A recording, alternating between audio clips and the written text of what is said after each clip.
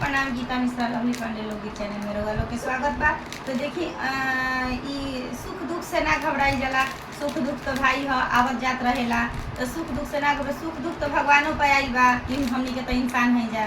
तो बहुत सुख दुख आवेला जाला। यही सुख दुख के अनुसार एगो हम बहुत सुंदर भजन लेके आई बनी। हमारा भजन के सुनते हमारा चैनल के लाइक सब्सक्राइब शेयर जरूर करम। कमेंट बॉक्स में जरूर बताई हमारी गीत रउआ लोग के कैसा लागला। ई दुखावा से जानी घबराई